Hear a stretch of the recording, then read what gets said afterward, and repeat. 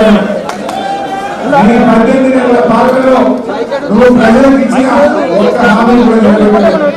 నీ ఛాన్స్ మీ హామీలు అమలు చేయడానికి నీ మీద చీటింగ్ కేసు పెట్టాల్సిన అవసరం ఉంది. నువ్వు మాట తప్పినందుకు నీ మీద కేసు పెట్టాల్సిన అవసరం ఉంది. దేవుళ్ళ మీద ఒట్టుబెట్టి మాట తప్పినావు, అసెంబ్లీలో చెప్పి మాట తప్పినావు. మాట తప్పులు తప్ప మాట నిలబెట్టుకున్నా పాపాలను ఎన్నడూ కూడా పోలేదు.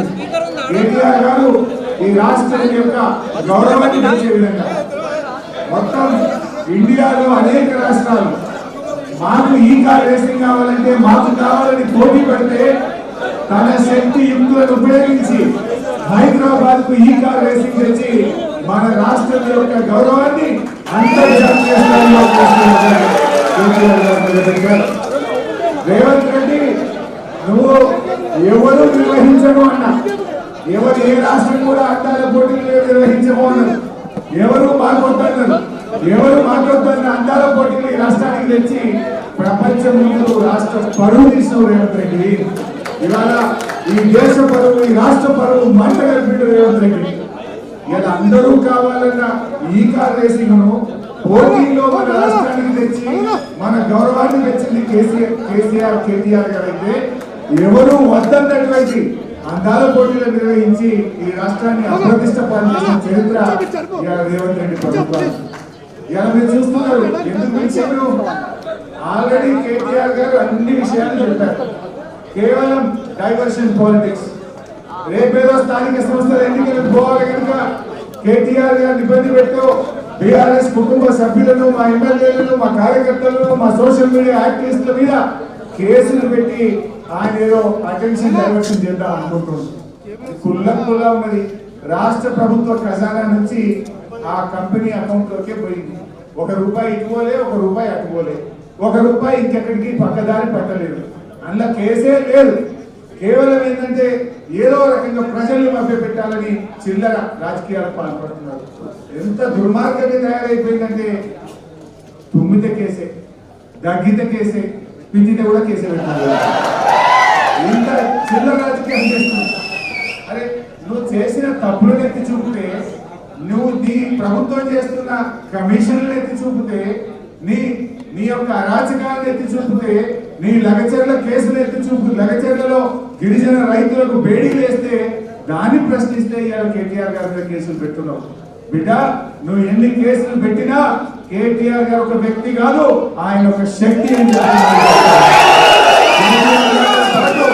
లక్షలాది మంది బీఆర్ఎస్ కార్యకర్తలు, బీఆర్ఎస్ కుటుంబ సభ్యులు కేటీఆర్ ముట్టుకుంటే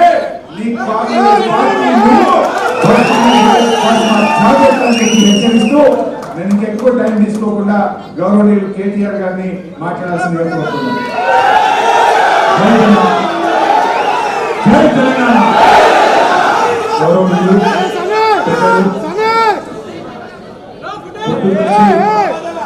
జ్వరం ఉన్నా ఇక్కడ మరి మీ అందరికీ స్ఫూర్తినిస్తూ ఇక్కడే ఉంది పొద్దు నుంచి ఇప్పటిదాకా మీతోనే ఉన్న గౌరవనీయులైన మాజీ మంత్రివర్యులు పెద్దలు మా బావగారు,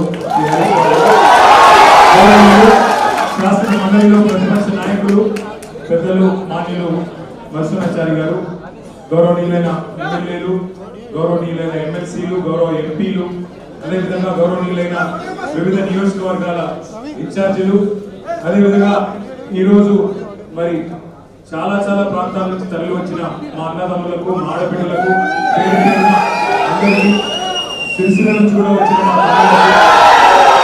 అందరికీ కూడా హృదయపూర్వకంగా నమస్కారం. మా మీడియా మిత్రులకు కూడా కొంత అసౌకర్యం కలుగుతున్నా అప్పటి నుంచి పొద్దు నుంచి చాలా ఓపికగా ఉన్నందుకు మీడియా మిత్రులకు కూడా నమస్కారం, ధన్యవాదాలు. 4 కోట్ల మంది ముందు చర్చిద్దాం, ఎవరి తప్పో ఎవరిది ఒప్పో చర్చ పెట్టు అని అసెంబ్లీలో అడిగితే పారిపోయిండు రేవంత్ రెడ్డి.